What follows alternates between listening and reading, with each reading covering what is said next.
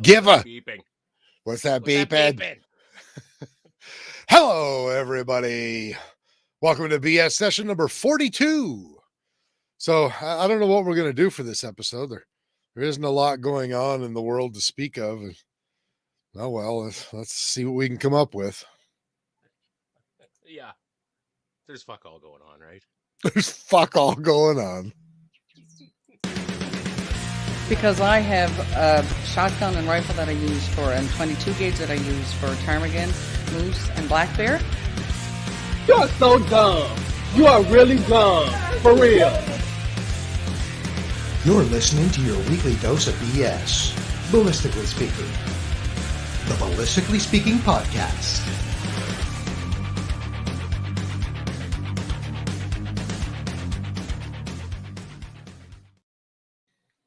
Yeah. So just for interest's sake, 22 gauge. I got this 22 gauge here. I like to shoot the moose with my 22 gauge.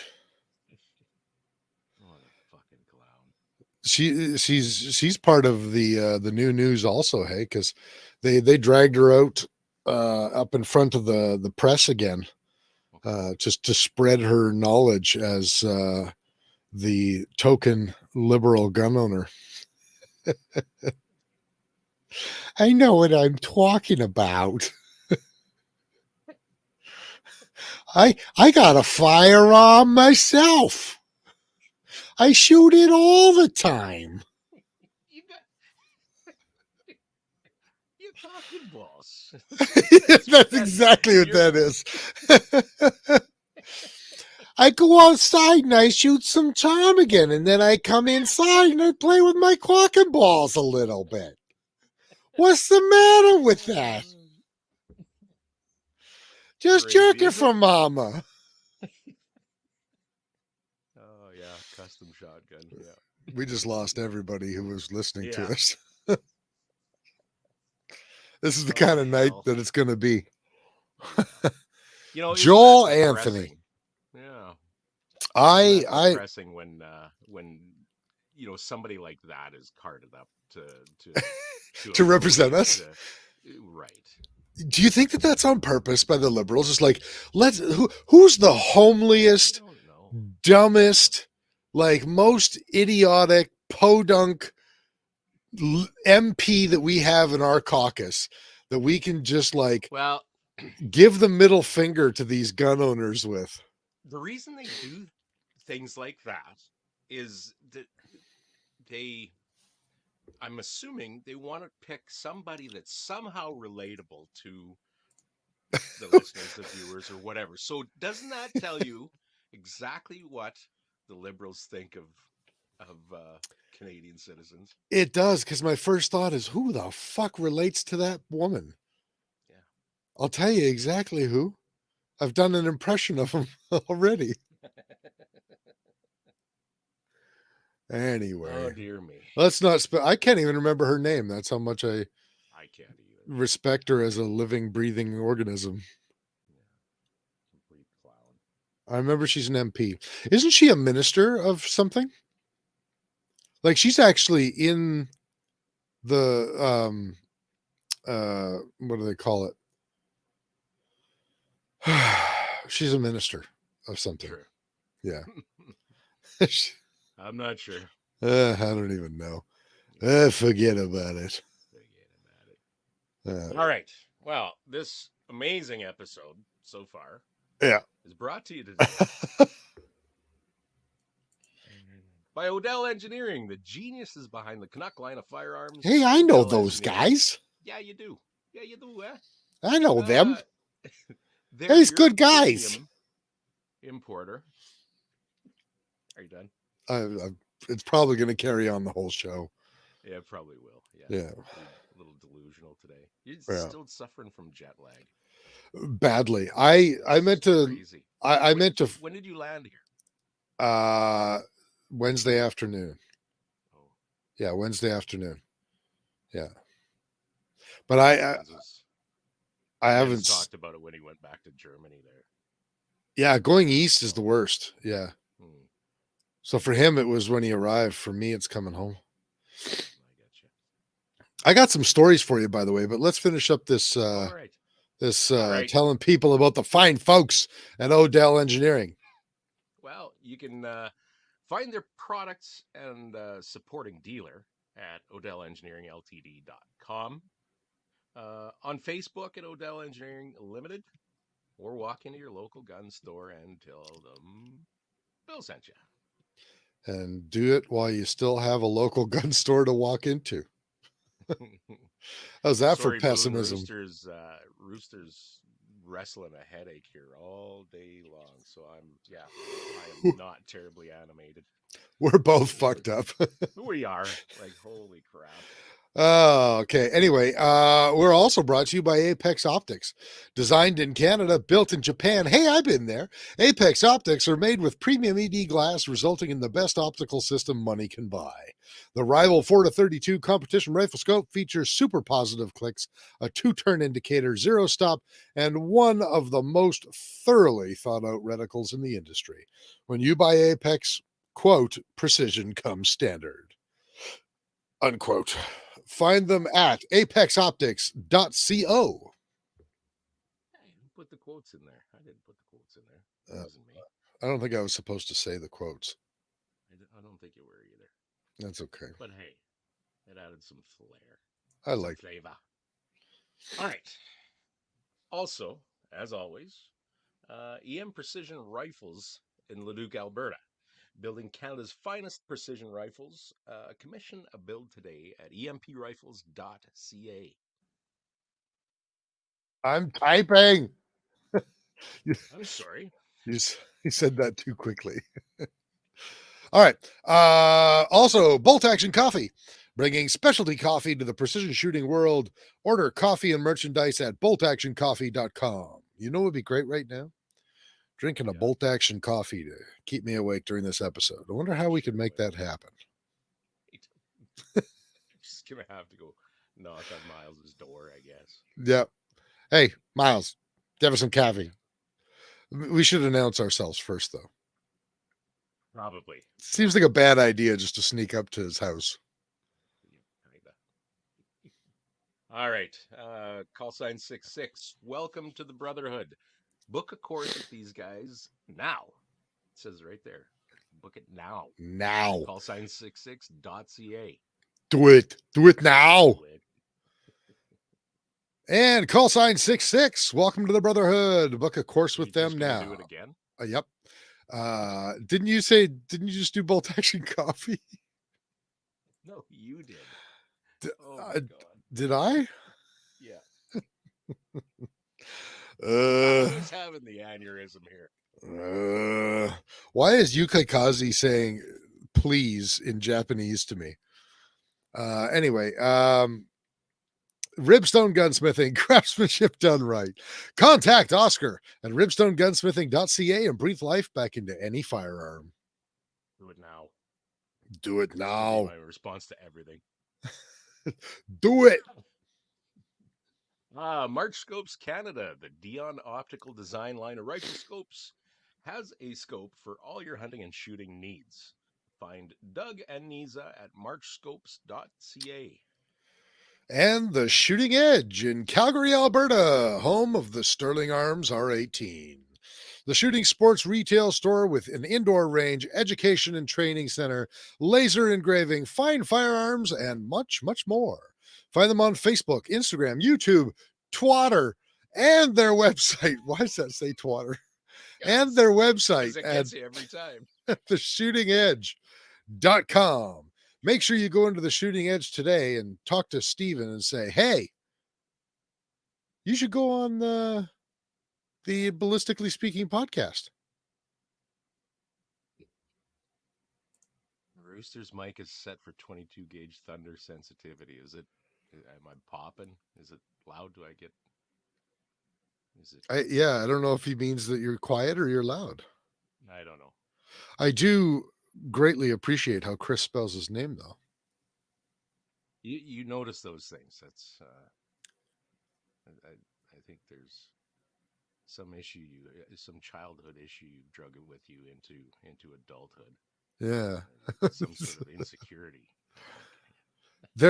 okay, just for the moment here, there is something wrong with these Americans. So you Yeah.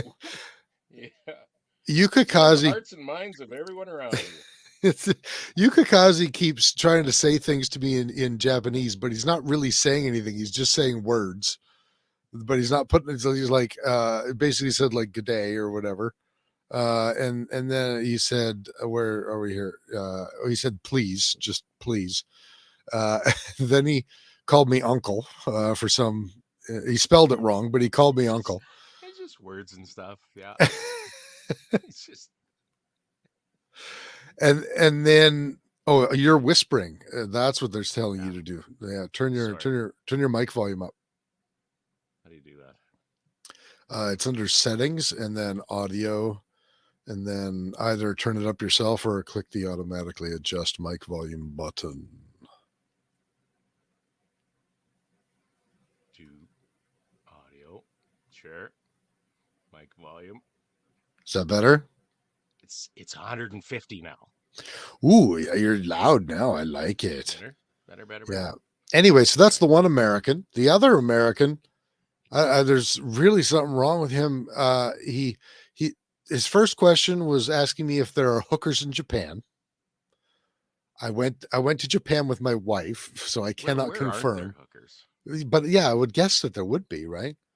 I mean, geisha are kind of like hookers, but not They're just really. classy ones.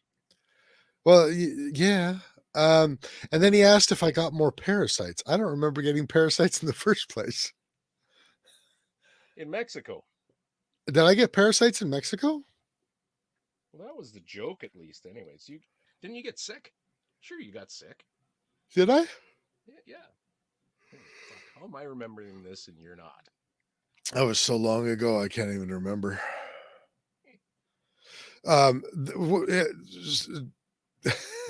Get it out. Yeah. So Benny said he's got some real Canadian syrup from Pristine Actions last week.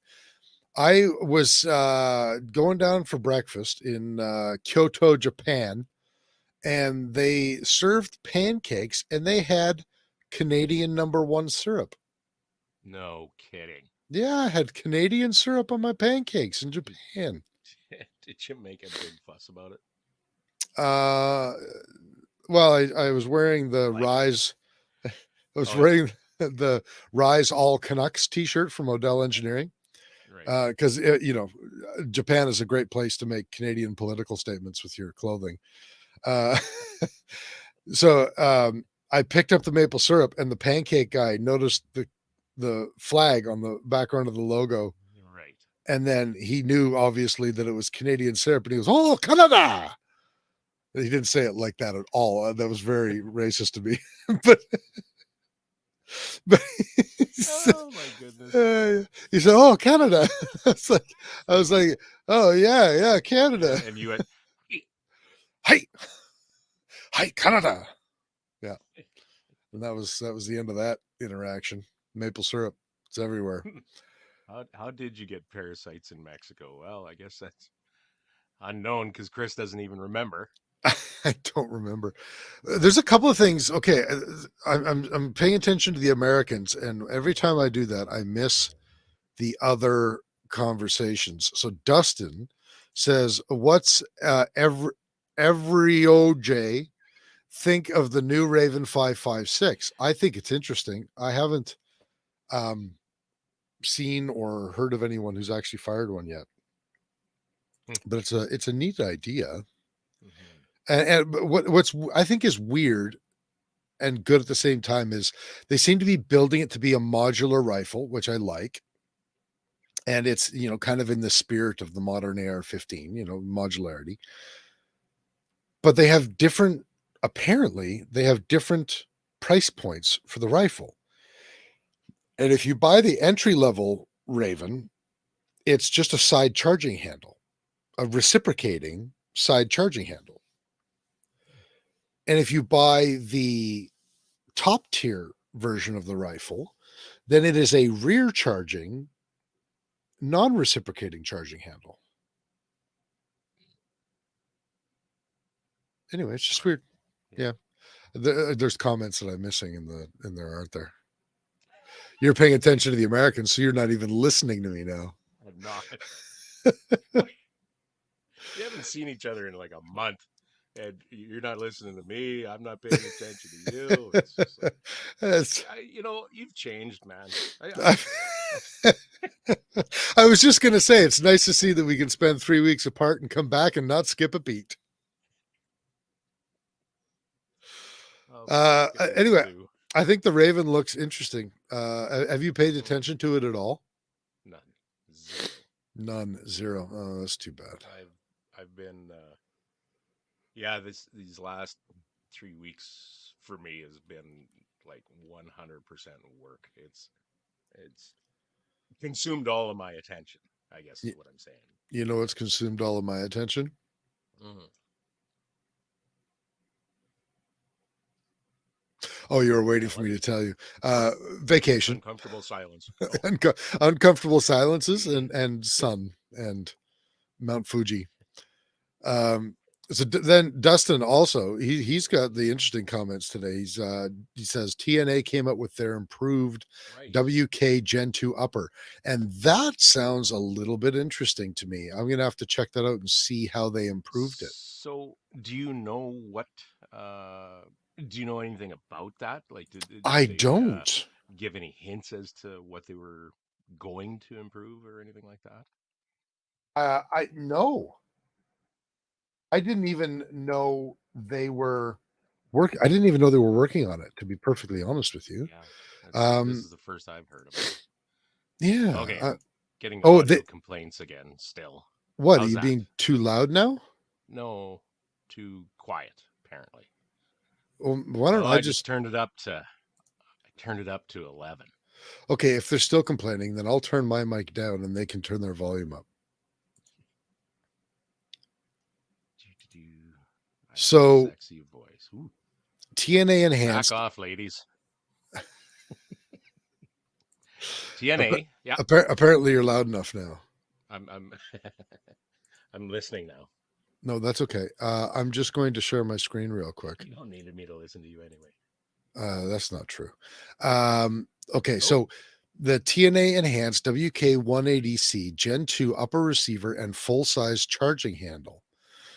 So they put the plate on it that covers the full charging handle slot. Mm-hmm. Whatever it says with dust cover, but that photo has no dust cover. Brass bushing, okay, and integrated shell defect. Now that I noticed an integrated shell. I would say that if they have put a full-sized charging handle, a dust cover, and an integrated shell deflector on it, then they absolutely have improved it. I would agree that would be the improvements that rifle needs. Look at that. Mm-hmm. That is a nifty son of a bitch right there. It's $550. But that might be worth spending $550 on. Interesting. Yeah. So there's Yuke said that his girlfriend says that I remind her of John C. Reilly. I'm not sure how to take that. That you remind her of it. Yeah. Oh, that's weird. Yeah. What is this about? They raised the pick rail rate and now it doesn't match with the handguard? That seems weird. I want to see if it says anything. Okay, mil spec 1913 Picatinny rail on top. This results in the handguard sitting a couple mils lower.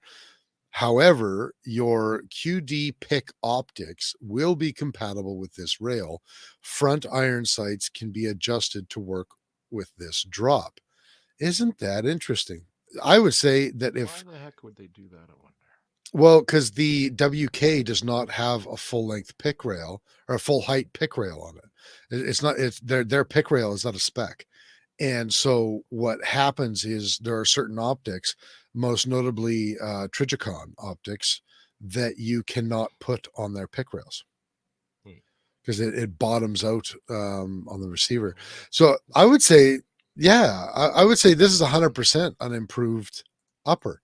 Now here's my deal. Okay, I don't want to shit on Kodiak. I think everybody knows that I like Kodiak. I really like Right. Owen. The brothers are swell folks, and I like hanging out with them and talking to them at shot shows and stuff like Yep. that. Yep. So I'm not shitting on them, but no, not but. However, why could Kodiak not have made this upper receiver? Mhm. The brass bushing really seems like the better way to go. So much so that Sure. Kodiak was at least experimenting with doing a brass bushing themselves. Mhm. Dust cover, okay, is it needed? Is it not needed? That's a pretty good argument as to whether the shell deflector is a useless thing that people are just used to or actually functional. But it is what people expect to see on modern sporting rifles. Mhm. So cool. Good. They've got that in there. The shell deflector, people have been screaming for the shell deflector since the Yeah. origin of the WK. Right. Yeah. And just a standard spec height pick rail. Why couldn't you do that? Mhm. No, I mean, I do. That's yeah. Anyway, that thing that interests me. yeah. Yeah, So okay, son of a. So we've got an improved upper now yeah. that like okay, who's gonna buy these things now? Well, that's the thing, right? So you're paying um essentially $1,700 for a WK Gen 2 by the time you pay your theft. Okay. Uh this thing will be 650 easy by the time you pay your shipping and theft. Right. So 1,700 plus another 650 is 2,350. Is my math correct there? Fair. So now you are only $400 off of a sterling, Right. Yeah. but there's still a number of other things that you're getting in the sterling that you're not getting in a Gen 2. Now, I think that that's okay when there is 1,100 or so dollars difference in the rifle. Mhm. You just pick your price point and buy the one within your price point. And of course, there's going to be differences between them. And I think that's a good thing. But if they're going to be close in price, because then, if you put a Magpul brand grip on it and you put a Magpul brand buttstock on it, well, just those two things alone, you're within just a couple of $100 of the Sterling Arms. Yeah. So it makes me wonder why, you know? True. Oh, and I just noticed Mike from Sterling Arms is watching us. He said, "Great to see Yeah. you back, safe and sound." That's nice. Spudman asked Handy. me if people called me Godzilla in Japan. So first of all, in Tokyo, in a district called Shibuya, they have built basically overlooking one of the high rises in Tokyo. They have built a giant head of Godzilla. So when you're looking at it from the ground, it looks like Godzilla is looking over top of this sky high rise building, skyscraper, in downtown Tokyo. Fucking Japanese, right? I did get looks. I got a lot of looks, to be honest with you. But Y'all ain't from around here, are you? well, dude, get this. So I'm 6'7". I'm 240 pounds. Okay. I traveled with Pat. You've met Pat. Pat is, I think he's 6'3", and he's somewhere around 330 He's not a small pounds. man. No. No, yeah, 330, maybe 340, something like that. Right. And we also went with another guy who trains on our team at an academy in Regina. Okay. And this guy, I don't know if you'd want me saying his name on the air, so I won't say his name on the air, but he was drafted by the BC Lions in 2016 as an offensive lineman. Unfortunately, he got injured. Never did. I don't think he ever played a game in the CFL. He was injured basically for 2 years and then he was just retired. And I don't know how, I've never talked to him about it, so I don't know how bad the injury was, but obviously it was bad enough that I don't think he played. But he was drafted second round by the BC Lions before he got injured. So by all accounts, he was a very good football player. He was an offensive lineman. He ended his career with the Saskatchewan Roughriders, and he is, I think, 6'4", maybe 6'5", somewhere around, like he's just slightly shorter than me. Right. And he's well over 300 pounds. So he's just massive human being. This brute squad goes walking down the sidewalks of Tokyo. Essentially. And then three of the other guys that we were going with, one of them is, I think, 5'4". The other one is like 5'6", and the other one is also like 5'6", and they're like, I don't think a single one of them is over 155 pounds. I think one of them might even be like 135 or 140 pounds. So we had quite the eclectic mix of people there. But we definitely got our looks for various reasons at various times. But should I tell everybody about my vacation? Do you think people care about it? Okay. Sure. Am I caught up on all? I want to get to talking about the current stupidity and like stuff like the new upper and things like this Lockhart Tactical Raven and stuff like that. Like, where's the future of all this stuff, given the laws that are impending here? Yeah. Our Okay. impending doom.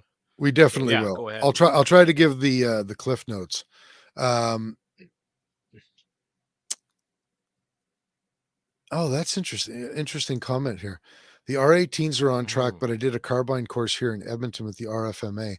They provided free R18 rentals and they performed terribly. That's interesting to hear, because I know that they've provided R18s for other organizations as well, and they're like into the 16,000 round count and stuff like that. What was that, right? Yeah, It'd be interesting. interesting to know what they were experiencing with those rifles out there. Yeah, it is. Okay, so here's the highlight of my vacation. So in a span of 5 days, my wife and I saw both the beginning and the end of the war between America and Japan in World War II. Okay. So on April 17th, we toured Pearl Harbor on Oahu in Honolulu. And then on April 22nd, we were standing in the middle of the Peace Garden in Hiroshima, Japan. Oh. So we got to see the beginning at Pearl Harbor and the end at Hiroshima. Right. In 5 days. So that was pretty cool, I thought. And I don't know how many, if any of our listeners have been to either of those places, but everybody has to fucking Yukagasi. He's just going off today. Okay, I have to address this because he's not going to stop. Yes, there are a lot of vending machines in Japan. That is true. That is not an understatement. However, I did not see a single pair of used panties in any vending machine. I think that a lot of this stuff. Not that you were looking, I'm sure, but I think a lot of this stuff, is, on our side of the world, gets highly, highly exaggerated. yeah. Like you expect it, like you step off the plane and there's like a sperm donation vending machine standing next to a used panty vending machine right there in the airport. And it's like, dude, it's not like that. It's not like that at all. If you go seeking that shit out, will you find it? Yeah, but you'll find some pretty weird shit here too. So I'm not too worried about it. But anyway, I don't know if anybody's been to either of those two places, Pearl Harbor or Hiroshima. Everybody has to. They kept having failures to feed, failures to extract, not just magazine issues either. Hopefully they can sort it out. Gorgeous looking rifles. Weird. I wonder if that was those specific rifles and maybe that have had, tens of thousands of rounds put through them already.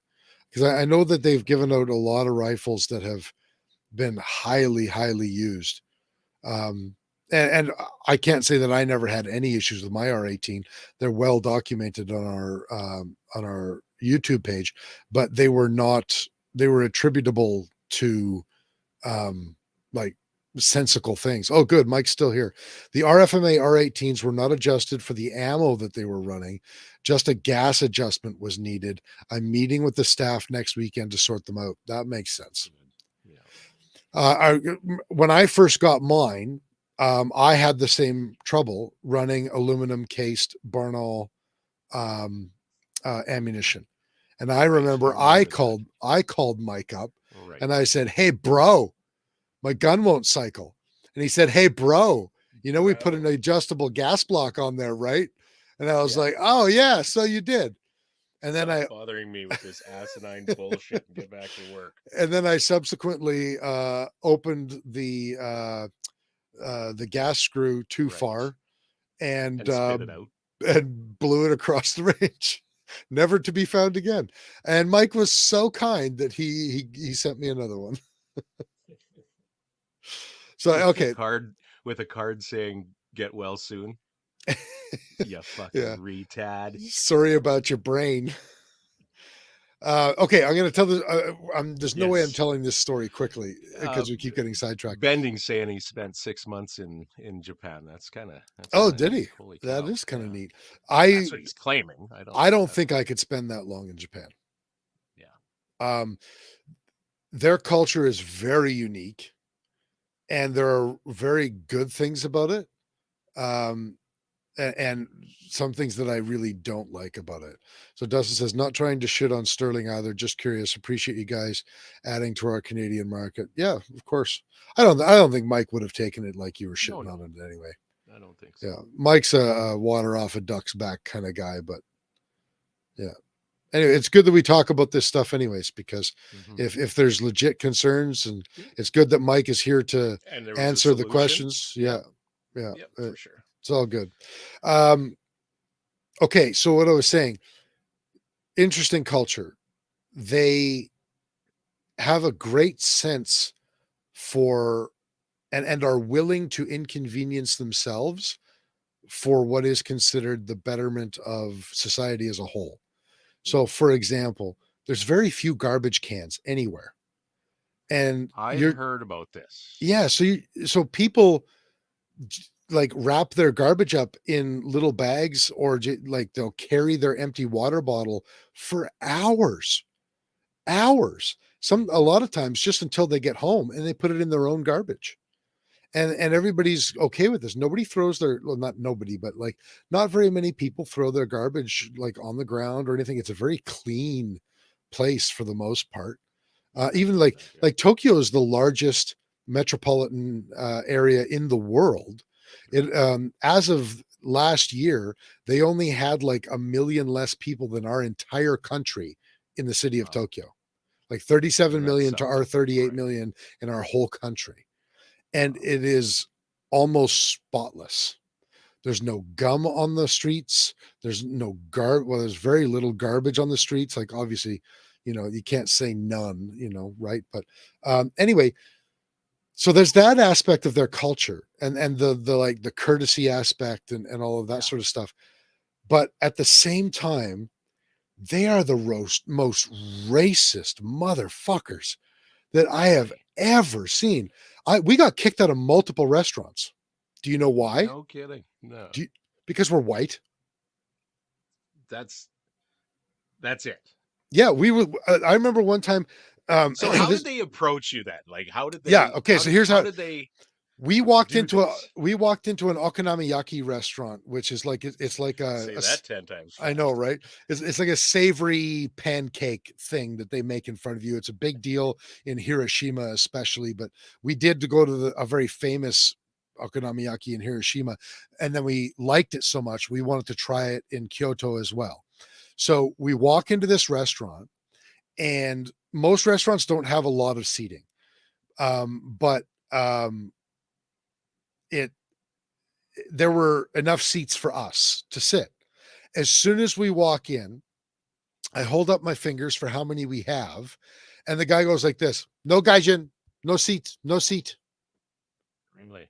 And no gaijin, it means foreigner. It's like no foreigners, no seats. And I'm like, 1, 2, 3, 4. And he no seat, no seat. I was like, okay. And that happened at multiple restaurants that happened to us. No And kidding. there were Why other is that? I restaurants. wonder. Do you know? Like, It's a very Japan first culture. yeah. Very Japan first culture. I don't Um, know that upsets me no, at all. well, I don't know if it doesn't really upset me. Mhm. Um, I thought it was kind of funny when we got kicked out of restaurants, um, but like you could not get away with that in Canada. You know, could you imagine if somebody walked into like a couple of Japanese tourists walked into a restaurant and they were like, no Right. seats, guys, no foreigners, no seats. It's like, that guy those people would end up, canceled in a heartbeat.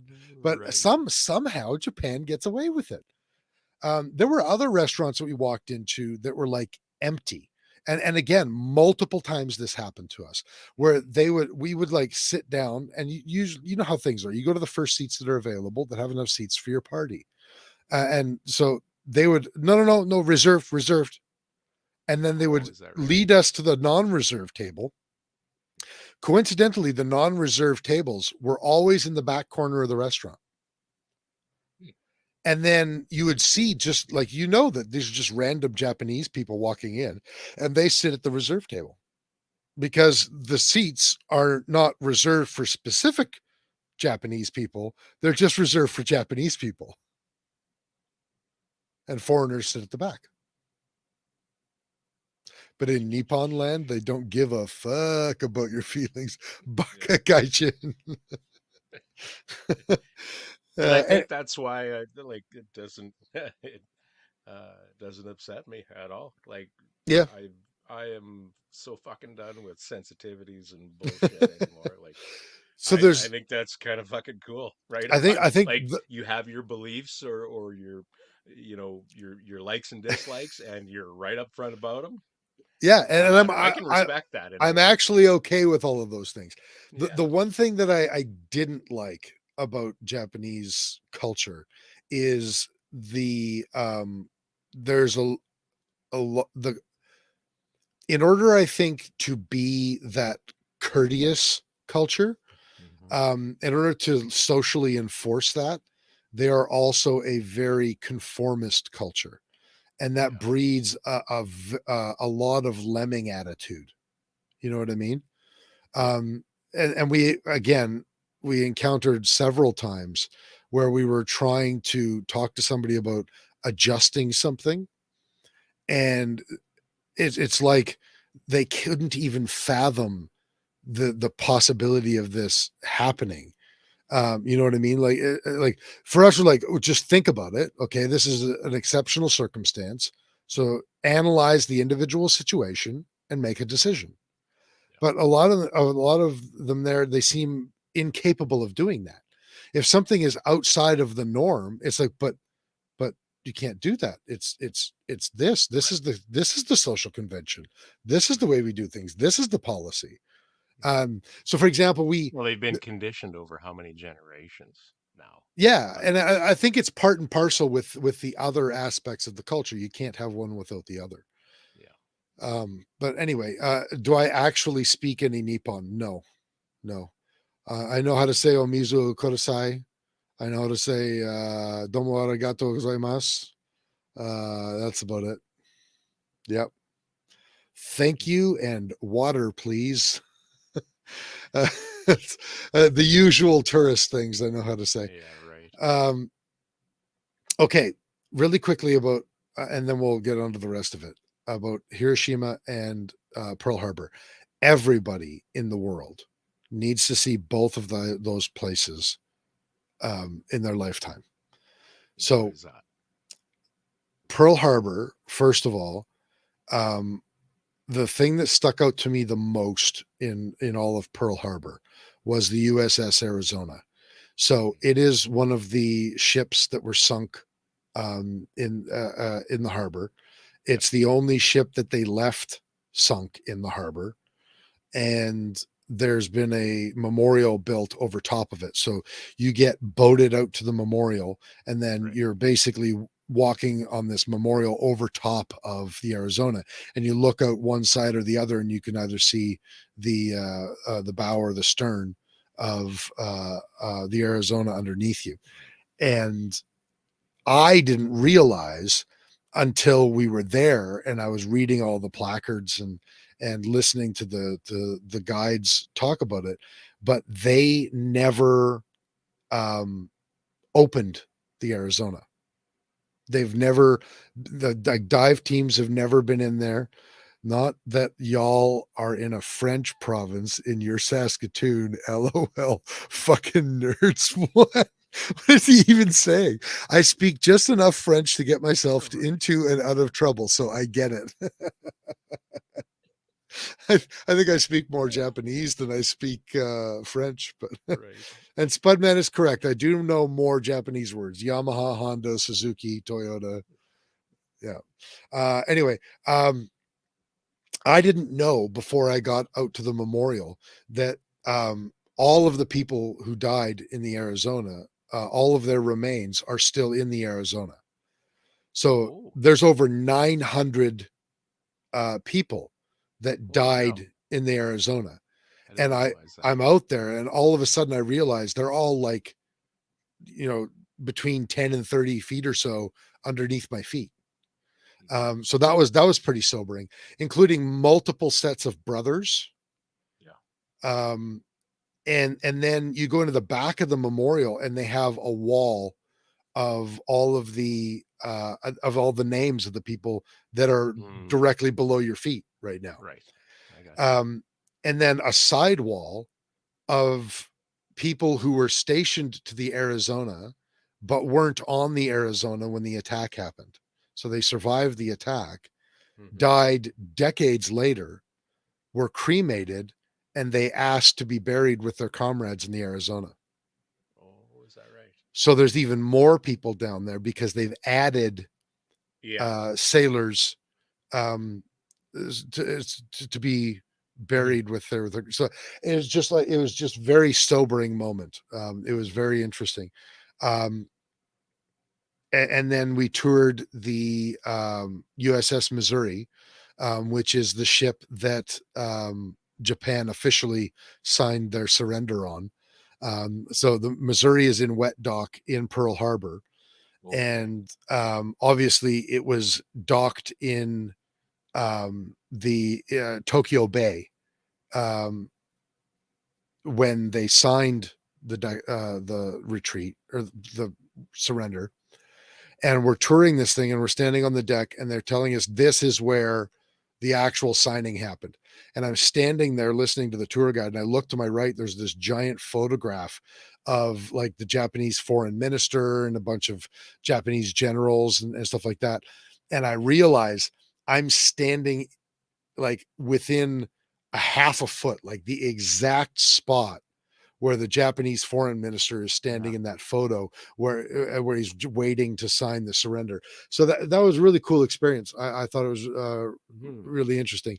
And then in Hiroshima, 5 days later, there was a prefecture building that still is standing. It's one of the few buildings that they didn't do anything to after the bomb. They just immediately made it a landmark site. Are they just talking French to each other? Yeah. Just like I love and like to if oh Jesus, okay. Let's let them do their thing here. Yeah. I'm uh just gonna quit reading and laughing because it's only encouraging them, I think. exactly. I'm sitting here talking about fucking World War II and atomic bombs. These fucking And I'm weirdos giggling. are making you laugh. Anyway, so this building was 160 meters from the center of the little boy bomb when it went off. And it blew both sides, completely crumbled both sides of the building, and the center of the building had a brass dome over top of it, and the blast didn't melt the steel skeleton of the dome, but it completely liquefied the brass. Yeah. Right. And so all that's left is the skeleton of it, and then the crumbled sides of both sides of the building. And it's still like that today. There's still rubble all around it that hasn't moved in like 80 years. So that was really interesting. The museum in Hiroshima is crazy. I've never been to a museum before where people are walking through it, and like people, the only thing you can hear is people crying, Well. because people who aren't crying aren't talking. They're just silently walking through this museum. And then there's just the odd person is like crying because you're looking at fucking horrible things. Like they've got a display of the clothes of children who were caught in the blast, and Wow. they preserve their clothes, and they're all on display. And there was a pair of like off-white pants, and the placard said, I forget the kid's name obviously, but they said he was 10 years old, and he was 2 kilometers from the blast when it went off, and it was still hot enough 2 kilometers away that the whole middle front of the trousers is gone, because it just like burned them away. And you can imagine what it did to the kid's legs. And the perimeter of all the fabric has this brown staining all around it, and you know exactly what that brown staining is. Right. And so like you're looking at this, you're like, this was a 10-year-old kid that was wearing these pants. He was the last person to wear those pants. So and then there's a person's shadow who was burned into the steps of a building Right. I've seen in that. downtown, and it's faded, like it's 80 years old, so it's very faded, but you can still see the shadow, and the person who made the shadow was vaporized, but their shadow is still burned. They basically cut that part of the building out and put it in the museum.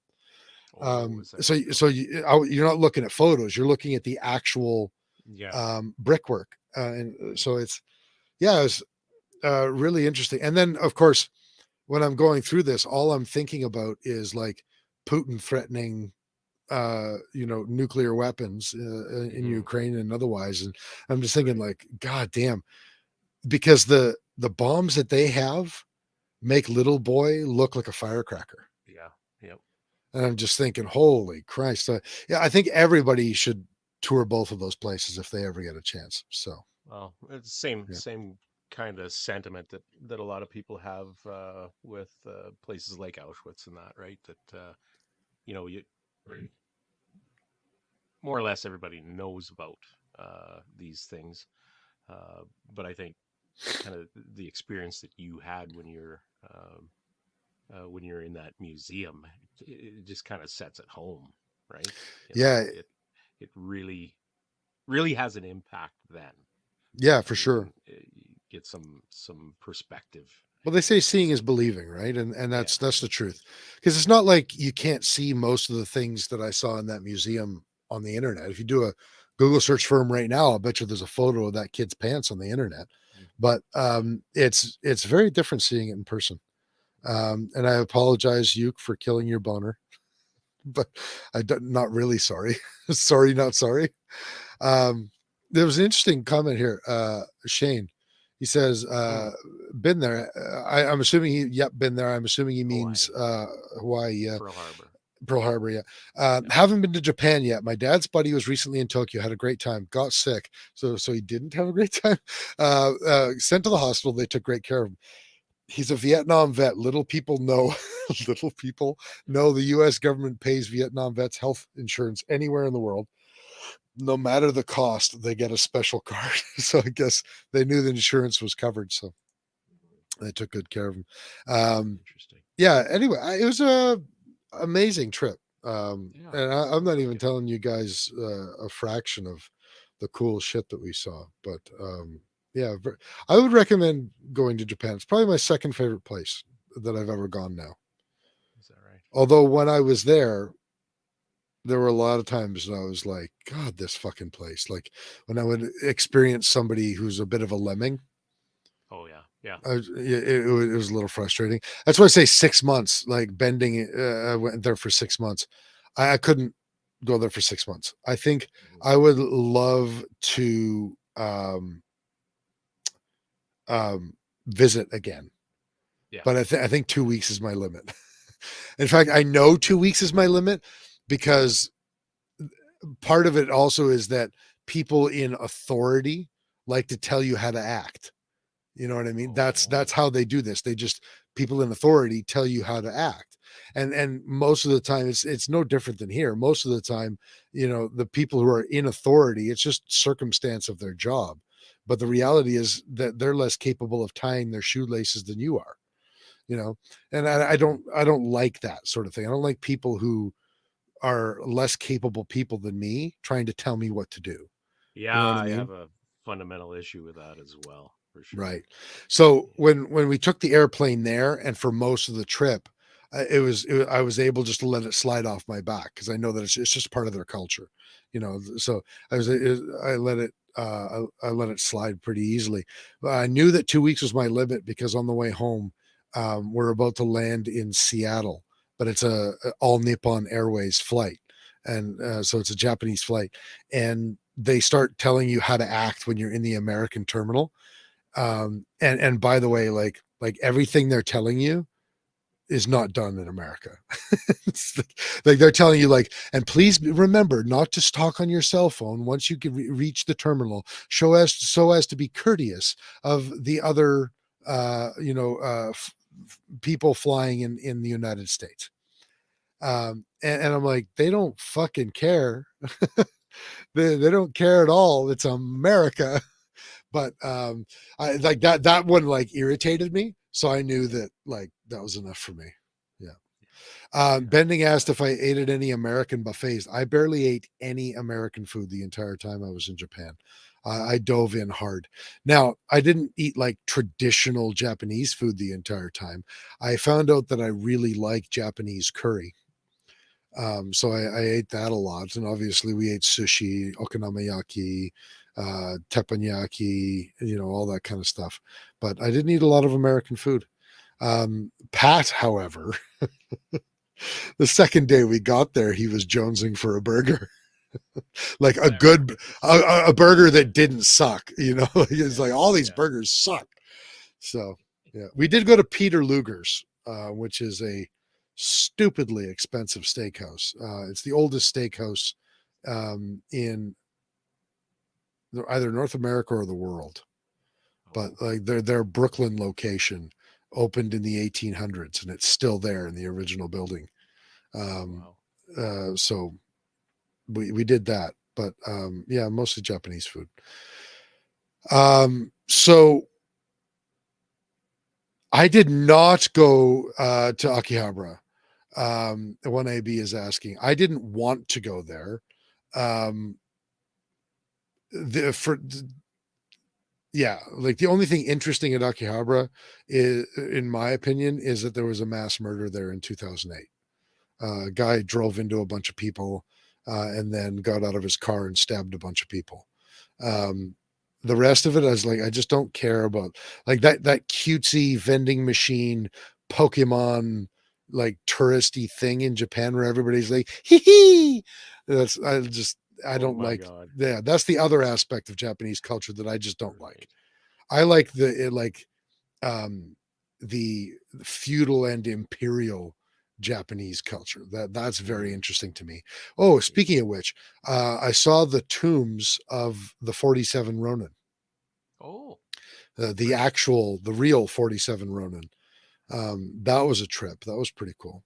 And then later toured the palace where I don't know if you know the story, the actual story of the 47 Ronin or not, but it all started No. when the daimyo, which is like, think of him like the chief of Aku, went to the palace and was insulted by one of the palatial uh, representatives, and so he attacked him. And then the shogun, who the head honcho, um, had Akira, this daimyo, commit seppuku, ritual suicide, to atone for attacking an official of the shogun. And then, so all of his samurai retainers were essentially honor bound by the samurai code to seek revenge for their daimyo, and they did, and they attacked his compounds. The Kira, this official of the shogun, they attacked his compounds and murdered him, cut his head off, and then took it back to the grave of their master, to let them know that that they had avenged him, and then they committed seppuku, all 47 of them. Oh, wow. Yeah, Seems a bit extreme. but that's feudal Japan for you during the Edo period, right? Or the Edo period. Spudman says 47 Ronin, was Keanu Reeves buried there? First of all, worst fucking movie ever. And not at all representative of the actual historical accounting of the 47 Ronin. But okay, enough about my vacation. We've talked about it for like an hour. Let's talk about new current events. To bring the mood down further. Yeah, let's bring the mood down even further. Which one do we want to talk about first? Do we want to talk about Marco Mendicino? Okay, so I haven't been paying attention at all today. Was there, or last couple of days, I suppose, but was there anything new come out of that stupid prick? No, I mean, he's the minister of the illusion of safety. So he gets to be the one to make these announcements now that Bill Blair isn't the minister anymore. But man, like Bill Blair, I looked at Bill Blair and I was just like, you're a lying, crotchety old cocksucker. And that's how I felt every time I listened to him talk. I listened to Mark Mendicino talk and it's like, somebody needs to slap the taste out of your mouth. And like he's got such a hittable face, you know, and the way that he talks. Not that I would ever assault a member of Parliament, RCMP. I would never do that. I'm just trying to illustrate my feelings when I listen to the man talk.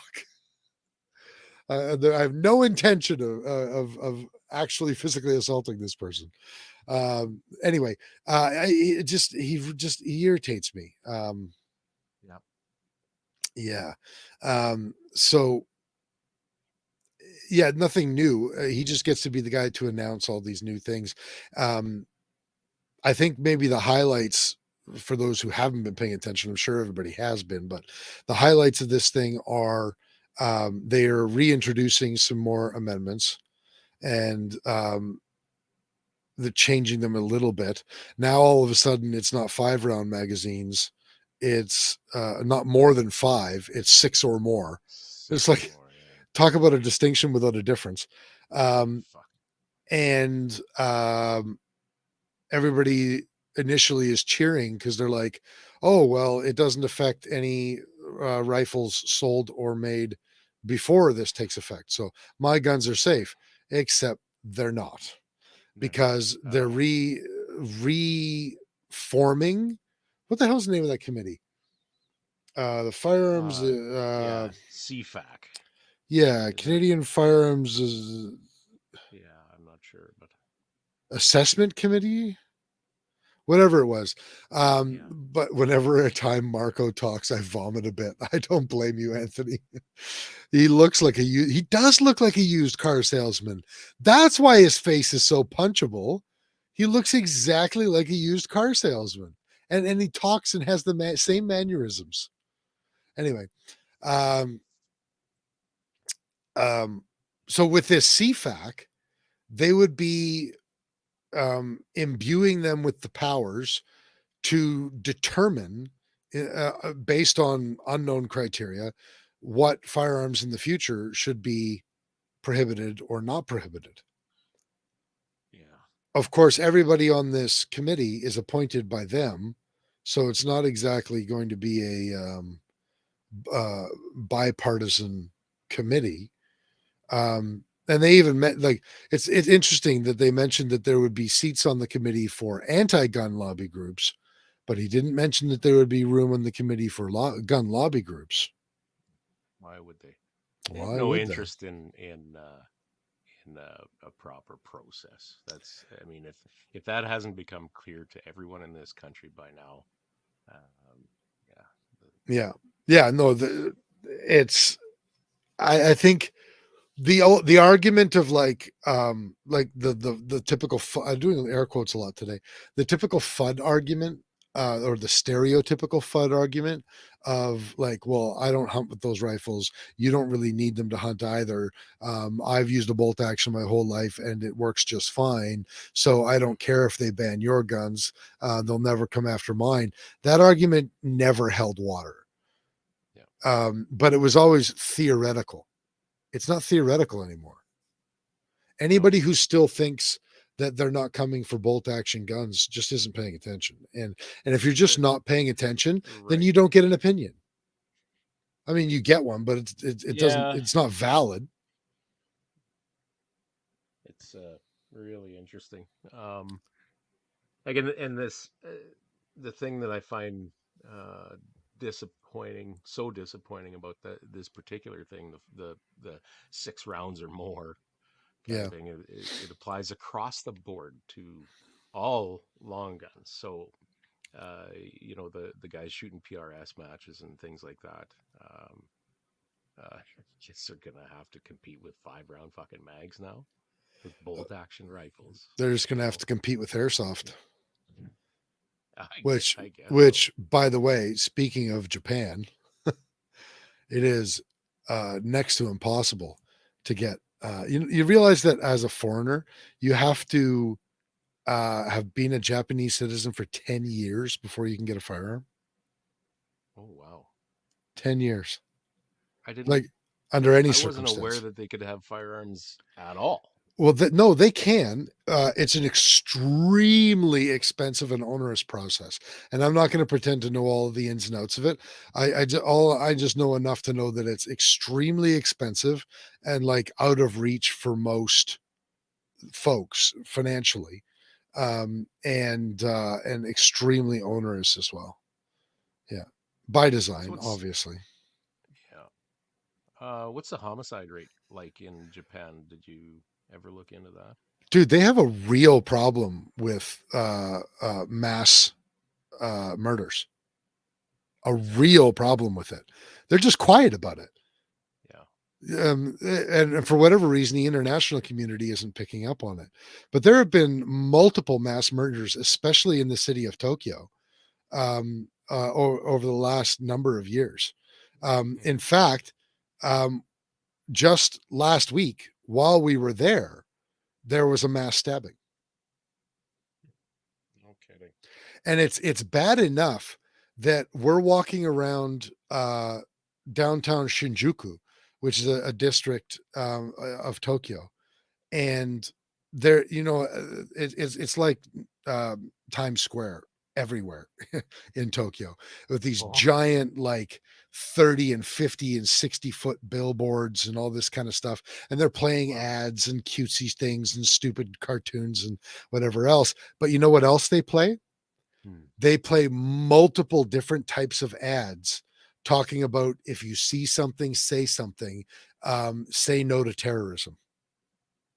And that's what they call all of these mass stabbings that they're having. They just call them terrorist acts because they're not a symptom of, being the largest city in the world and being a very oppressive culture, which is inevitably leaves certain people behind. And, human nature and how it deals with that has nothing to do with that. It's just terrorism. The only difference is it doesn't happen with guns. It happens with knives. And bombs and bombs. You realize that there was an assassination attempt on the prime minister the week before we went to Japan. No. Somebody set off a bomb and tried to kill the prime minister like 4 weeks ago. Wow. Yeah. So like these things are most definitely happening in Japan. And anybody who tries to tell me that Japan is an example of why we need gun control because they're so great, you can go fuck yourself. Because you're full of shit and you don't know what you're talking about. You're just another example of some woke asshole who's never left their own fucking country, but loves to tell everybody else how to live and how to things are done better in other places. There's nobody like that, is there? Hey, Kris, rub your nippy poos if you're reading the YouTube comments instead of the Facebook ones. What the fuck is he talking about? And 1AB is also right. They have a real problem with suicides. Yeah. Although a big method of suicide is jumping in front of trains. Oh, wow. Is that right? You've heard of the Shinkansen? Yeah. It just means what the hell it is, but it just means bullet train. It's their bullet train system. There are an average of 2,000 people a year that kill themselves by jumping in front of Shinkansen trains. That doesn't even count other trains, like public transit trains. That's just Shinkansen trains. 2,000 people a year. Wow. Yeah. Now that's in a country of 125 million people, but still 2,000 people a year jump in front of Shinkansen trains. And again, so all of these things that I'm telling you, they're all happening in a very short period of time. There was a mass stabbing. I forget the name of the town. It was north of Tokyo, the city that it happened in. I can't remember. Sort of Samoya. It wasn't Sapporo. No it doesn't matter. But there was a mass stabbing while we were in Japan. Shortly the week before we got there, somebody tried to blow up and assassinate the prime minister. While we were on the Shinkansen from Tokyo to Hiroshima, after Hiroshima, between Hiroshima and a town called Hakata, I think it's Hakata, the Shinkansen was delayed after Hiroshima because there was, quote, a terrorist on the tracks. Which means somebody jumped in front of the previous Shinkansen train and killed themselves, and they were cleaning it up off of the tracks. So that all happened while I was in Japan. And while I was in Japan, the first week that we were there, somebody jumped in front of a like city transit train. I think it was in Hijima, something like that. And so they jumped in front of the train, and the train catapulted them back onto the platform, and their dead body hit 4 people that were sitting on the platform. Oh, wow. So like Japan has its problems, just like any country in the world has their problems. It's just that for whatever reason, they fly under the radar. It doesn't get reported, and it certainly doesn't get noticed by the international news media for sure. All right, let's talk a little bit about CS AAA, I guess. Okay, let's do that. That's an interesting one. You do have a bit of an interesting take on it. I'm not sure where I'm at. It's a shitty deal, I think. The little bit that I do know of it, I think their heart was likely in the right place. I think probably trying to the intent of whatever the hell they actually did was to get dealers in that some money back from their the products that they've had sitting for 3 years now, right? Mm-hmm. I think so. I don't know. It's baffling to me, honestly. I think so too. Why the hell they would have participated in anything like that? Yeah. I have a lot of questions about it. And these are questions that I don't know whether we'll ever get the answers to. And my first question is, so we know that 4 members, so their board is obviously made up of representatives that of the industry that they represent. Yeah. And 4 of their board members, I know for certain one of them is Matt Hipwell from Wolverine Supplies. I'm not, I don't, can't confirm who the other 3 are. I'm just parroting what I heard Tracy Wilson say, that 4 of their board members have resigned over this. And so my question when I hear that is, how did this Right. incredibly important, dare I say, monumental contract get discussed, negotiated, and signed without the board even knowing about it? Well, okay. So how many board members are there? I don't know. One? I don't know. That's the first question I would ask, I guess. If 4 of those board members have resigned over this, was the board that large that they just didn't make a damn difference? Well, so I haven't talked to Phil about this. What's this? I was not aware of this. Sorry. Oh, you didn't know about Chris. this?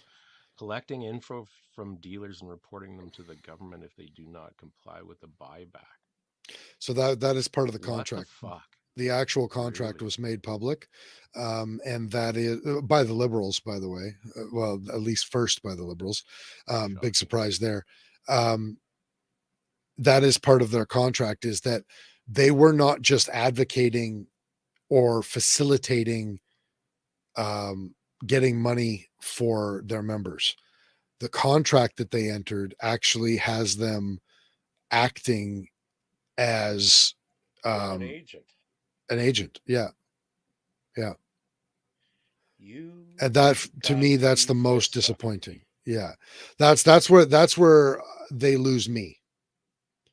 Wow. I think, prior, like, okay, let's ignore that aspect of it just for a moment. Still major questions about how does this happen without the board knowing? It's entirely possible that their structure would not give the board a vote on it. Every organization can design their board, whether maybe they're not an operational board. But how does it happen without them even knowing? Now, is that confirmed, 1AB? He says that's because Wes Winkle went behind the board's back and only consulted with dealers in Quebec and the East Coast. Is that confirmed? That the board, that he, as an individual, did not consult the board? Or was this a management decision not to inform the board? Or is the CSAAA really a little more dysfunctional than we know? That's my question. Those are my questions. You know what I mean?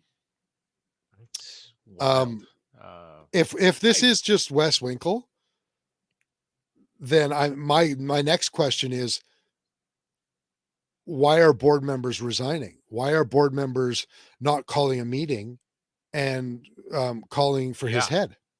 If this was just the actions of one individual that went rogue and spoke for the entire CSAAA organization and made a decision that has this sort of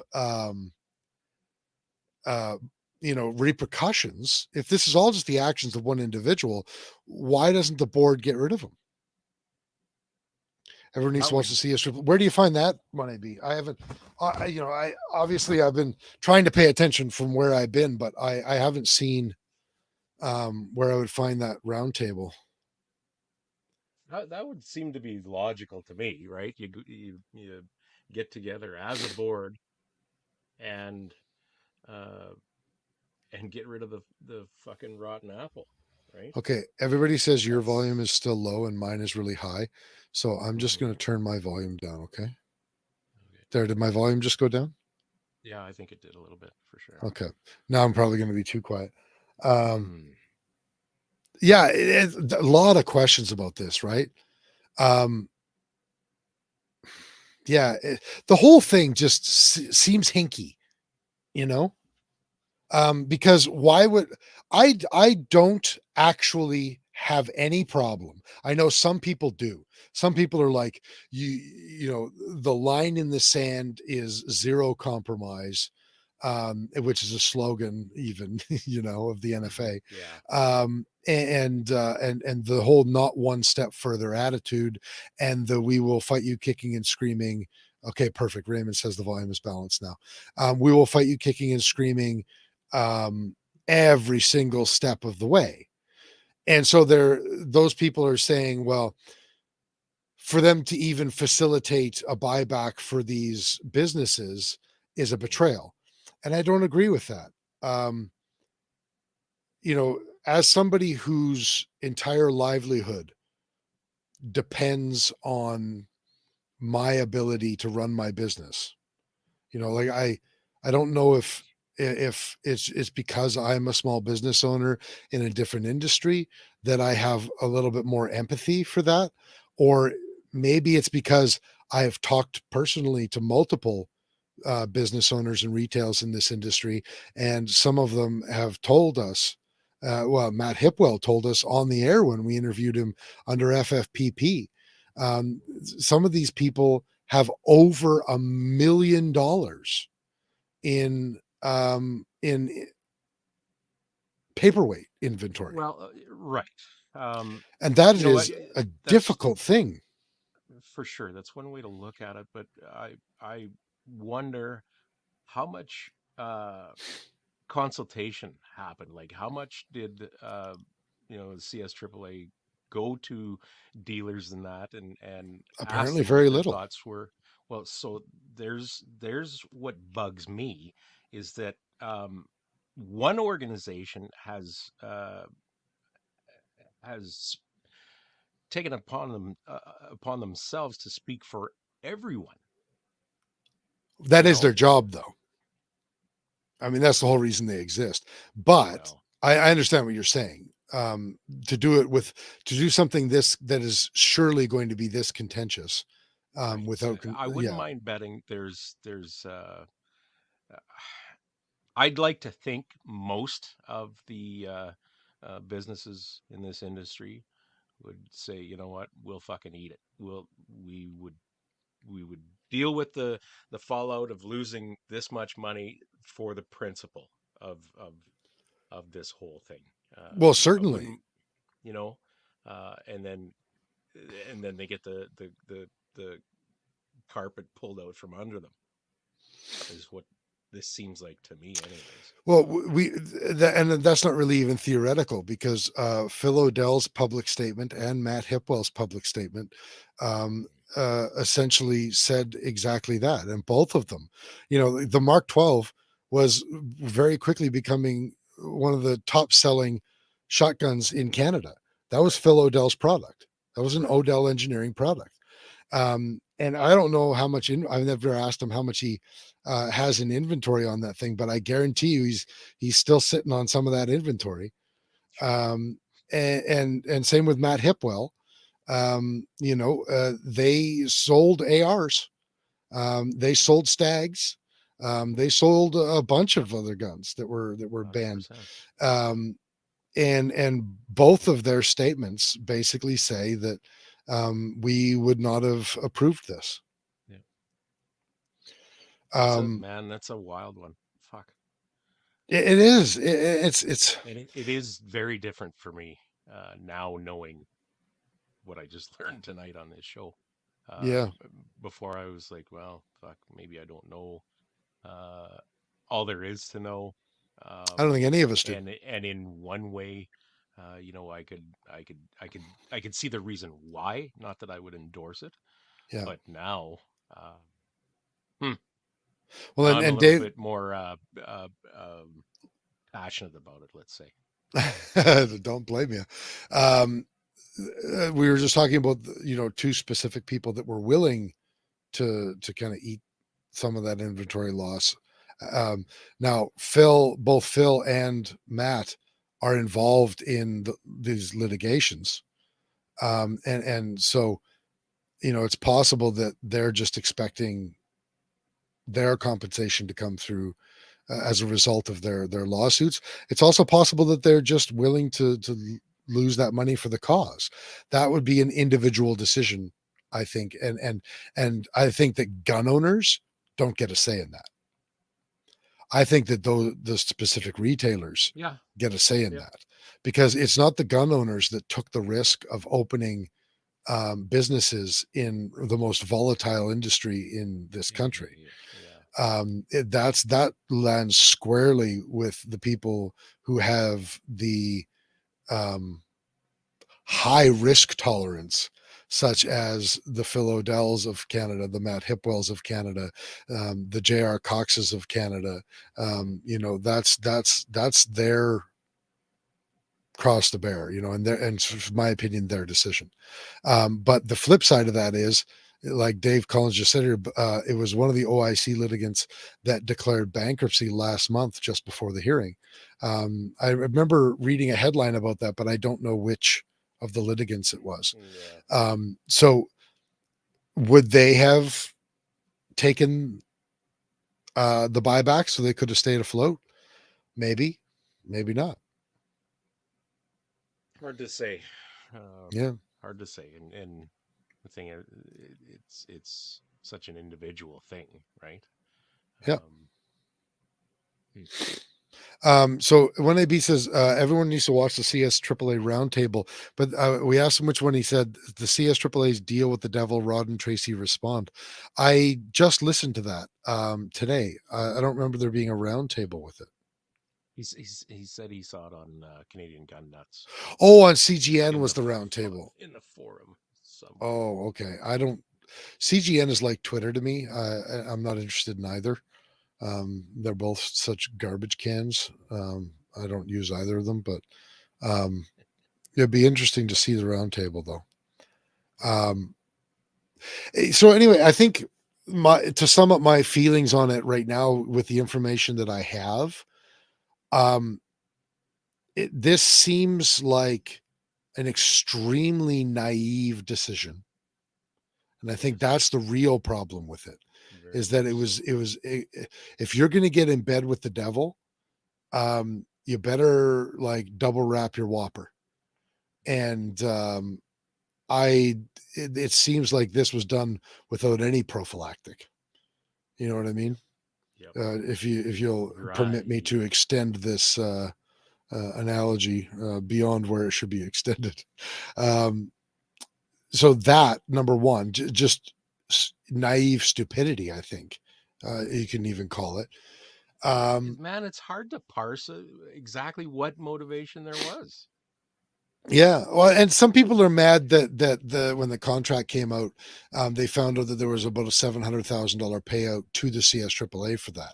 I'm not even mad about that. I wouldn't have expected that they were going to do it for free. They still have people to pay. They have bills. They have expenses. And like, this is something that I don't get. It's like all of a sudden you can't make money. Like everybody has to pay bills. Everybody has to feed their family. Like you and I both know somebody who works for the CS AAA, and that person needs to feed their family. Mm-hmm. So I don't begrudge the fact that there's money in it for them. Inherently, and not only that, but like it's okay for the CCFR to make money so that they can pay their bills and pay their people and their people can live, but it's not okay for the CS AAA to make money. Like that's just an inconsistent position, I think. Well, it's emotion, right?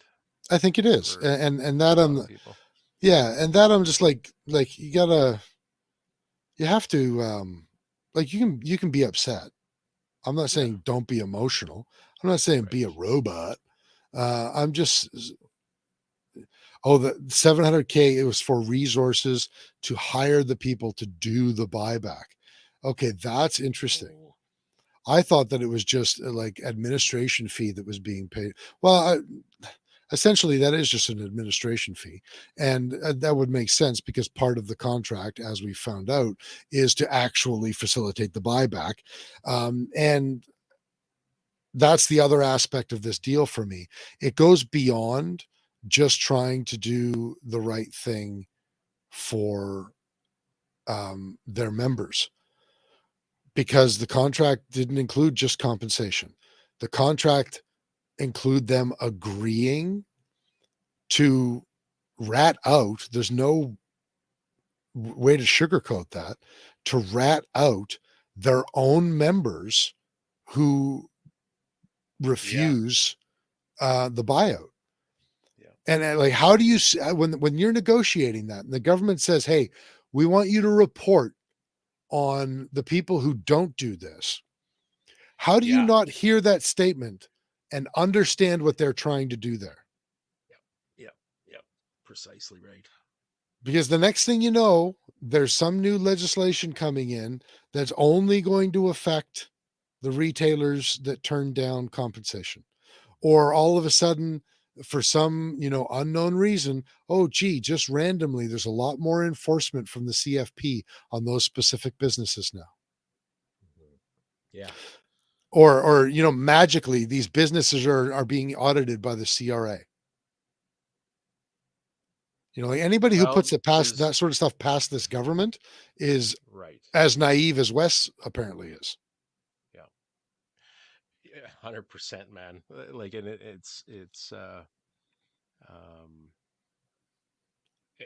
is getting that way in this country with the I don't even know what I'm trying to say here, but you're exactly right that those things would uh, conceivably happen. It's more than likely, as far as I'm concerned. Well, This is amazing. they got played, plain and simple. And by the way, how do you not know that they're going to spin that? Right. How do you not?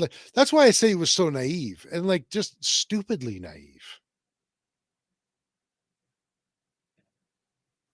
I don't know. You got to know you're talking with Mendicino's ministry about all this, like whoever they negotiated this with. I'm assuming that it would be Mendicino's ministry, his representatives. And you're negotiating all this stuff. And how could you have experienced the last 8 years and then sit down with those representatives and listen to them talking about this stuff and not be expecting the knife point in your back? And yeah, I read that as well. The collecting of info includes who bought what and when, which they want all of that documented, obviously. For sure. Now, in order to, what the fuck? I'm not even responding to you guys. No. He's in his own little bubble there. He's gone off. Happy being himself. He's gone off the fucking deep end. He's got cheesy crumbs all over his cheesy poof crumbs. Anyway, yeah, I don't know if we'll ever know. Well, we never will, Kris. But it's. But what a debacle, huh? Yeah, it's. Oh man, it's tough to figure this one out. It's the same way with a lot of things now, right? Things you never thought you would see. Never thought you would see people giving in to. There's so many things now, like they're just giving up fucking normality, and it seems like there's some people embracing incredibly illogical, stupid shit, and it's coming from everywhere. Yeah. I don't know what's the next one. That's what's got me worried. It's funny every time they come back with something, that's the inevitable question. Well, something happens, introduce legislation, the OIC, whatever, it either passes or it gets beaten back, and you're like, okay, we can take a breath now. That battle is over. We either lost it, we won it, but for now that battle is over. And you think, well, what could possibly come next? Right. What could possibly come next? What could possibly Boy, come they have next? some fucking imagination, I'll tell you. Holy crap. Are you kidding me? Y'all are getting way too serious. Click that link, Kurt. I love it when you try to hide your smile and laughter. I don't There's know. no link. I He didn't. see a link. Yeah, he didn't post one.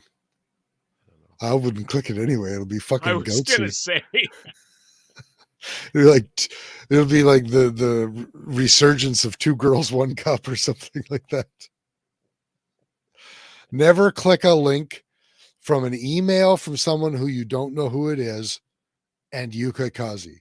You're right. Anyway, Oh goodness. Yeah. uh, So this whole thing is supposed to take effect now when? By the fall, they're saying, because they're well, breaking for summer soon, yeah, aren't they? yeah. Well, there, Mendicino said something about introducing more regulations this Sure. summer. Over the course of the summer, yeah. Yeah. So I don't know, man. But at the same time, I listened to Rod and Tracy's wrap up and discussion about the lawsuit. And Tracy mentioned something. She said the last 2 days of the lawsuit, the lawyers for the government kept having sidebars with the judge and started asking questions like, if you're going to make a ruling on this, this could potentially, depending on your ruling, this could potentially affect future legislation. If you're going to rule against us, if you give us a heads up or whatever, that would be great, sort of thing. And she had said that she was asking their lawyers afterwards, like, is that what I thought it was? Like, it kind of sounded like they were preparing to lose. Like, was I reading into it what it actually was? And she said that their lawyers said, yeah, that's exactly what that was. They're trying to play damage control because they think that there's a chance that the ruling isn't going to go their way. And that if we need to have a silver lining for tonight, that is the silver lining. Now I got to pause for a sec. Scott Ackers, haven't seen your podcast on my podcast player since March 24th. That is true, Scott. And the reason is because Kris is a dumbass. And I have not uploaded an episode into our audio podcast since March 24th. And it didn't help that I was gone for 3 weeks either. No. I've got, I think, 4 back episodes now that I need to get up on the audio. And I will get that done, Scott. And I apologize to everybody that likes to listen to the audio version, and especially guys like Scott that tune in live and then like to re-listen on the audio version. I apologize profusely, and I will get it done, and we'll keep it up to date in the future. It's the entire month of April was just such a shit show for the show. It was bad. I had to film and put out a YouTube video today because of my jet lag. I was up at like 4:30 this morning. I jockoed it this morning, not by choice. So I was up early this morning. I'm like, well, what am I going to do? So I'm not talking about this on the air right now, but I'm not able to go to the range right now. So I couldn't go to the range and film anything. But I was able to do a video. So Tandem Cross, we talked with them. We did a video with them in January at the SHOT Show. And they offered to send us a Manticore when they found out that I had a gray birch 1022. The guy that we talked to just happened to really like gray birch rifles. So he agreed to send us one for review. So I did a quick video on that, and I just videoed me swapping it out into the gray birch. But that's the first video I've put up since, I think, February. Rooster? Yeah. Is that? Yeah, I think it's been a while for sure. Yeah. We've So been so friggin' busy. It's not even. Yeah, it's just been a shit couple of months, to be honest with you. But do you even know who Jacko was, Kris? I don't believe you. Fuck's sakes. Jacko. It's Jocko. Anyway, Aye, okay, so I hang on. know him. 1AB CSA AAA Industry Roundtable Public Safety Buyback Announcement. No link though. Anyway, back to the silver lining. Hey, it sounds like there's an actual chance here that at least a part of the ruling could go in our favor. Now, if that happens, I'm not going to be dancing from the ceiling because it's inevitable that it'll go to the Supreme Court. So really, it's kind of like a preemptive ruling, even if it did go our way. But let's call it a positive sign for right now. How about that? It sounds good. Yeah, they come to snuff the rooster. Oh yeah. When are we moving to what? Montana? Utah? No, not Utah. Too many Mormons. But I'll move to Don't put Montana. up with shit though. They don't. No, that's true. They don't. But I just it's just not my thing. Nice place to visit. Wouldn't want to live there. I could 100% live in Montana. I'm in Montana in a week and a half. Oh, is that right? I have a business training in Kalispell. Okay, right. Yeah. I don't know. I've been thinking about it more and more, to be honest. Yeah, so have I. Okay, don't tell my wife this. She listens to the podcast sometimes, so I might be fucking myself here. I opened an American bank account back in January. Is that right? Yeah, and got an American credit card as well. Mhm. Now, I primarily did it because American credit cards are so much better points cards than Canadian cards are. And there was a certain type of points that I wanted to earn, and the credit card just doesn't exist in Canada. But I would be lying if I didn't at least think about the fact that having a credit history established in the United States could potentially assist in moving to the United States, and already having a bank, access and that it would assist. Now, that's not why I got it, Joe. If you're listening to this episode, that's not why I got it. But it's an added bonus that makes me feel a little bit better. If I was like, fuck this place, and Joanne actually agreed to move to the U.S. and we did it, it would make it a little easier. So as long as you stay in debt, you're good. I'm not like maxing the credit card out. Like I'm not in debt, but yeah. Anyway. Okay, one last thing, I suppose. Okay. Bill C-11. I don't know what's Jeff B is asking. Well, it became law. I don't know. Yeah. I We don't haven't think seen it will any affect effects us. yet. I don't think it will affect. Well, The thing is, we don't know. it's hard to say because Yeah. it depends on how they enact the regulations of the law. The law itself should not affect us because we are primarily Canadian content. We have our lovable token Americans, but the majority of our audience is Canadian, and that includes our YouTube channel. And most of what we cover is Canadian content. Canadian firearms, Canadian optics. We're sponsored by multiple Canadian companies. Right. And most of what we talk about on the live show is, Canadian as well. That's not to say that, again, we have American guests. Mhm. So, we don't know what would happen there. Would our show with Eric Cortina suddenly disappear because he's American? I Right. don't know. Yeah. So liberals are trying to ban Fox News in Canada v C11. That would not surprise me at all. You know that? No. But No, but they just fired Tucker Carlson, so they're Yeah. not that bad. They're not that conservative. Yo, dog, don't limit yourselves. Kanakastani plus American equals love. There's something wrong with Uke tonight. He's odd. Do you have cancer? You're not dying, are you, Uke? maybe maybe he's drinking a little bit. I don't know. Oh, that's possible. He might be into the sake. All right, man. You Yeah. know what? I'm Yeah, sorry, but I've almost had it. My head's just killing no, me. it's okay. It's been maybe a little too much of a somber episode, but It has been, but that's kind of what's been going on. I think let's leave it with this.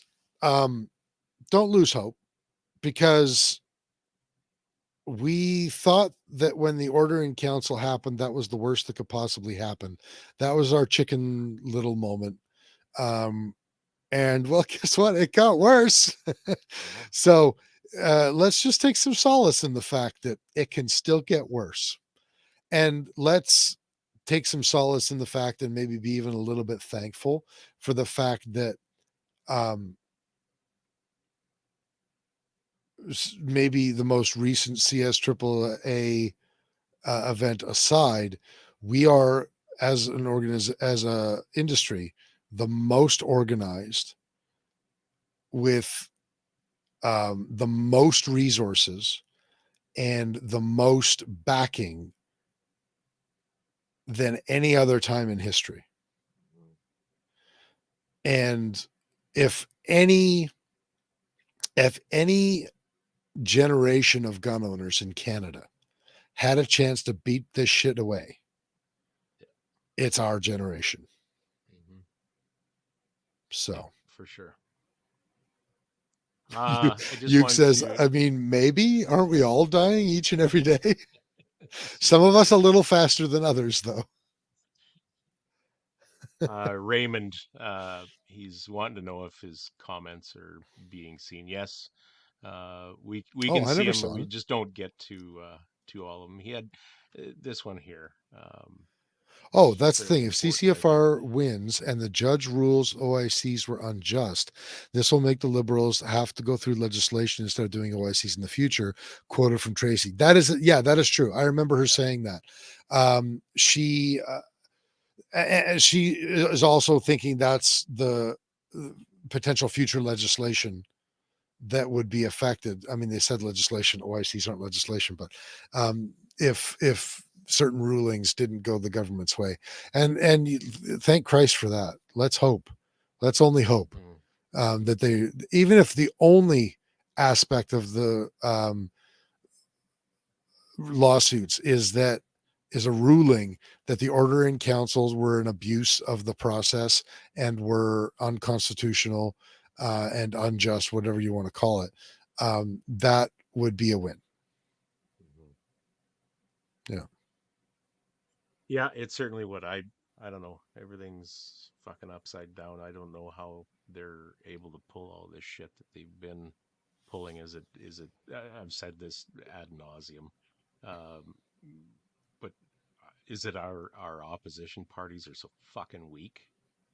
Like they're just useless in that respect. Yeah, but you know what? That happens every time a major leader loses power. The same thing happened to the Liberals in the early 2000s after Chrétien.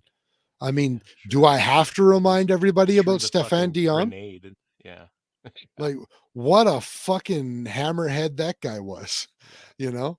Like, they're not satisfied with just fucking leaving. They toss the fucking hand grenade into the outhouse and just to watch it burn, because I won't be there anymore, you fuckers. Right? Yeah. So Bending, straighten up and fly right and pull up your pants and quit missing the show. And Jeff says, that's why my Canadian wife immigrated to the US and truly loves it. Yeah, I don't blame her. That's why, we were talking earlier about Pat. Pat grew up in Ottawa. Pat lives in Orlando, Florida. And it's not a coincidence that he emigrated out of Canada into the US in 2015. What other landmark thing happened in 2015? Like, that's not a coincidence. Bending says, why don't you guys have monetization turned on your channel? We do, Bending. We do have it turned on. But we don't get much for monetization because YouTube really hates our content. And Jeff says, I messed the pooch. I messed the pooch. I'd rather shit the pooch than screw the pooch.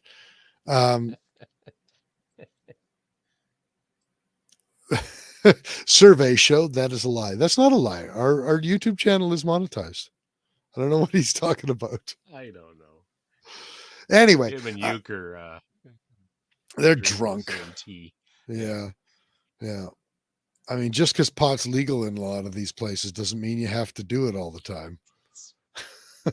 Anyway, if you're still listening to us, make sure you give us a thumbs up, give us a like. We just got done telling you that all of these platforms don't like our content very much, but if you do, help us out, help the algorithm, help spread it around. And check out the show at facebook.com/BS podcast. Also at our website, bspodcast.ca. Pretty much all of our content is available in one place, bspodcast.ca. Leave us a review on Facebook, leave us a Google review, and let us know how we're doing. Thumbs up and 5 stars only, fuckers. If you like our content, leave a like on the page and share. Okay, that's written twice. I said it twice. It's cool. You can also email us at info@bspodcast.ca. We would love to hear from you. And a massive thank you to all of our sponsors. Without you guys, we wouldn't have a show in the first place, and that is effing true. We certainly would not be able to do things like we've done the last couple of years, like Go to SHOT Show and TACOM and things like King of 2 Miles and Calgary Gun Show and all of those things, which is, we love being in the community and being a part of the gun community, and it's our sponsors that allow us to do that. So we're talking about Shane and Steve, Miles, Carrie and Cappy, Duncan and Rob, Phil Odell, Doug and Nisa, Vanya and Carly, Oscar, JR, and all of his staff. Oh, and I said Phil, but I didn't say all of his staff as well. Thank you all in a measurable amount. And thank you to all of our listeners and watchers who are watching us, because our sponsors only sponsor us because you watch our show. So if you didn't watch our show, they'd be like, why am I giving you money to do these things? Anyway, Bending says, why don't I have a sexy voice like Rooster? I do. I think you have a great radio voice. Thank you. See, Rooster's in love with me, you fucker. Bending, he says, you're drunk. I'm not drunk. These fucking guys are drunk. These fucking Americans. Anyway, can I get a shout out? Yeah. What do you want me to say about you, Uke, that you haven't said about yourself already? You know that he's a sous chef, apparently. That's what I got out of tonight. He's a sous chef. That's what he says. Now, I've never Allegedly. met the man. I've never met the man, but I get the distinct feeling that he may be Asian American. It's possible. Shout out to Yuka Kazi, says 1AB. Anything is possible. Gumby and Lee. What does that mean? I don't know. Sounds like ice cream or something. I'm actually straight edge serious, Chris. I am straight edge. No, you're not. I hear Bending, just really quick. So Bending Ballistics, by the way, guys, on YouTube and on the Grams and the Facebooks and all of that sort of stuff. They apparently got some snow in Kentucky recently. Yeah. Yeah, I was looking on Bending's channel. He had a short up. I know. And he's like, I'm looking at like a quarter inch of fucking snow on the ground, no wind. It looks calm as fuck. You can't even tell in the video that it's snowing, and he's acting like the world is ending. I'm like, dude, 3 weeks ago, a spring storm blew through our city and like covered everything in snow and minus 20 degrees. And I'm like, oh, you fucking Kentuckians. Bending's like, I almost died. I don't even have the winter tires off of my vehicles yet. His beard got stuck under the rear tire of his car when he was trying to push it out. Oh, that's funny. And well, you can't say it never snows in Kentucky, can you? No. Anyway, that's gonna do it for our show. So keep on keeping on. Don't be too mad at the whole industry. I'm just gonna say this. This is my last thing. Okay, don't be too mad at the CS AAA as a whole. There are a lot of people who truly do believe in the gun community first that work for the CS AAA. There are people like the board members who are representing the CS AAA that stepped down. And there are, I am certain, some of the board members that haven't stepped down that are going to be probably at the very next board meeting trying to push for a more positive change within the CS AAA. I mentioned it before. Kurt and I know an employee of the CS AAA who is an extremely good person and genuinely cares about the community first. 100%. So don't paint the whole organization with that brush, because it really does seem like there was some hinky shit going on within that did not involve the organization as a whole. So Agreed. all right, Bending and I fuck with you because we absolutely love used douchebags. I'm gonna keep supporting used lovable fucks. Fuck. It gets me a little bit verklempt. All I can say to that is domo arigato gozaimasu. And sayonara, motherfuckers. We'll see you all next week. You got it, Kris. This right here has the ability with a 30 caliber clip to disperse with 30 bullets within half a second. Just when I think you couldn't possibly be any dumber. You're listening to your weekly dose of BS, ballistically speaking. The Ballistically Speaking Podcast.